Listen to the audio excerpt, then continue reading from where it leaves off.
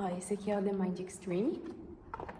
É um jogo colaborativo, tá? Eu tenho aqui do nível 1 até o nível 12 pra tá cumprindo, pra tá ganhando do jogo, em conjunto ali, tá? No comecinho do jogo, ó, só pra gente fazer a separação. Se a gente estiver jogando em 3 pessoas, a gente recebe 3 vidas logo no início, tá? Então essas vidas são referentes à quantidade de jogadores. E aí vai sempre receber uma estrela ajuda, tá? Que eu vou explicar pra que serve isso aqui depois. Então, ó, pra começar o jogo, eu vou colocar esta carta aqui de nível 1 na mesa, tá? E aí, ó, esse jogo, ele vai do número 1 até o número 50. Eu tenho nas cores brancas e vermelhas, tá?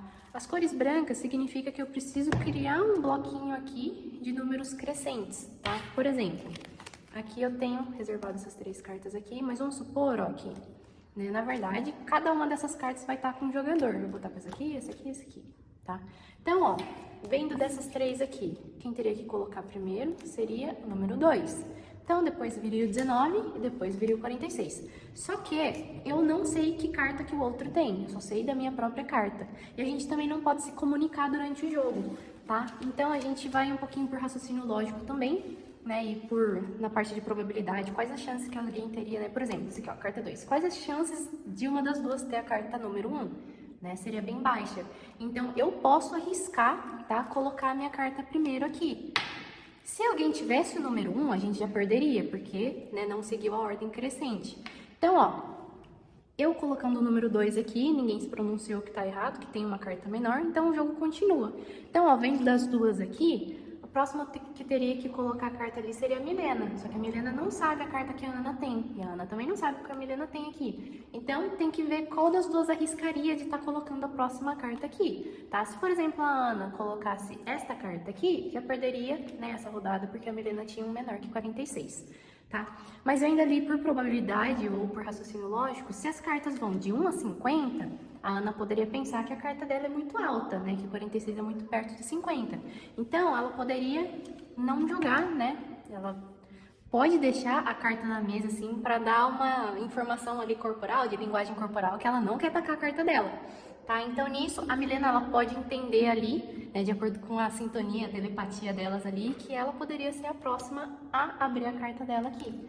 Tá? Então, vai muito disso de você entender o que que é alto ou o que que é baixo para o outro jogador, né? E nisso também de raciocínio lógico de você pensar na probabilidade da outra pessoa ter um menor ou maior que o seu, de acordo com as cartas que tem aqui, de acordo com a quantidade de cartas que está em jogo, né? De acordo da quantidade de jogadores que tem ali participando, tá?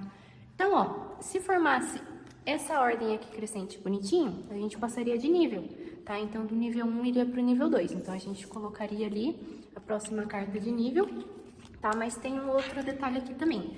Tem as cartas vermelhas ali junto, né? Então, ó, se fosse ver, o vermelho é a ordem decrescente, eu teria que começar com uma carta mais alta aqui. Então, mesmo esquema, ó, cada um vai ter uma carta ali e ninguém sabe qual que é a carta do outro. Então, vendo por probabilidade, começando do 50 aqui, né, que é o mais alto. Talvez a Milena chutasse ali que ela fosse a primeira a colocar, porque ela tá carregando um 44. Vendo isso, eu tô segurando o número 5 aqui, eu sei que talvez eu fosse, né, talvez eu seja a última a colocar ali, então eu posso até deixar minha cartinha aqui na mesa, posso dar algum sinal, não um sinal assim de combinado, né, mas algo que dê ela entender que eu não quero colocar minha carta agora. Então a Ana pode ir lá e colocar dela, arriscar colocar dela, tá? E daí, por último, eu colocaria a minha aqui e a gente formou uma ordem decrescente, então tá certo, passaria de nível, tá?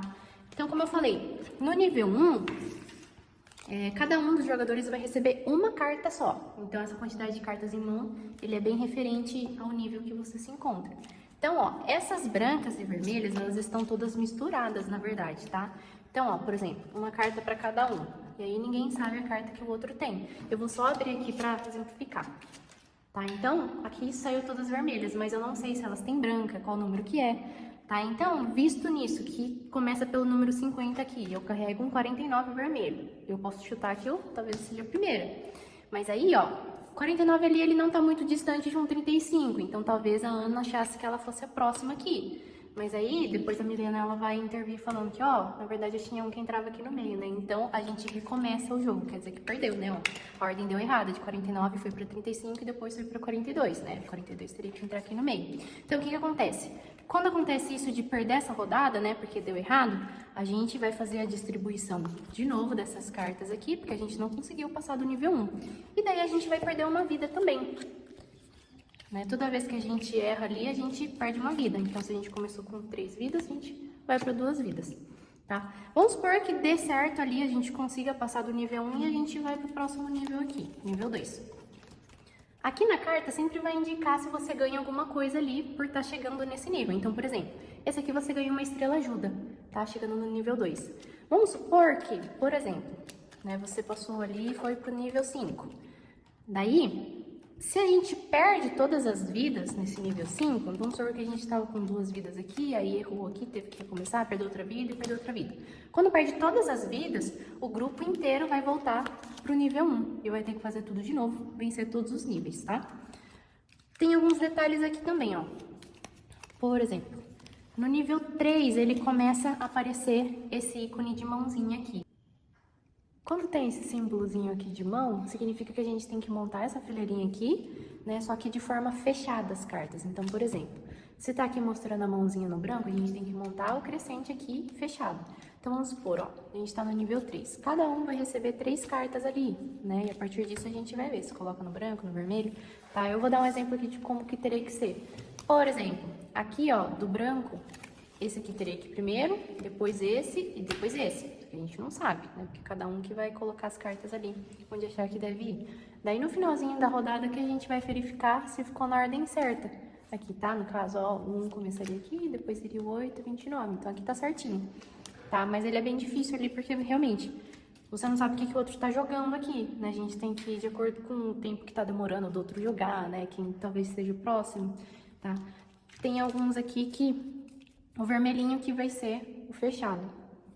Tá? Tem uns aqui que vai ser o branco e o vermelho fechado, inteiro. Fechado a gente tem que ver se tá na ordem certa. Eu vou explicar como funciona a estrela ajuda, tá? Se todo mundo entra num consenso que vai utilizar a estrela ajuda, dá pra utilizar ele aqui. Então, ó, a gente fala que vai utilizar e a gente queima essa carta aqui, a gente não pode usar mais. Então, ó, o que vai acontecer? Como a gente tá no nível 2, cada um tem 2 cartas aqui, tá?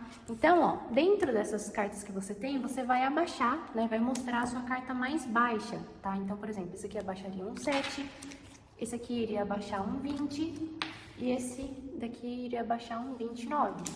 Tá? Então, de acordo com isso, ele vai servir como referência para você analisar se pode abaixar aqui, né? Criar normalmente aqui um montezinho, de acordo com as cartas que estão abertas na mesa.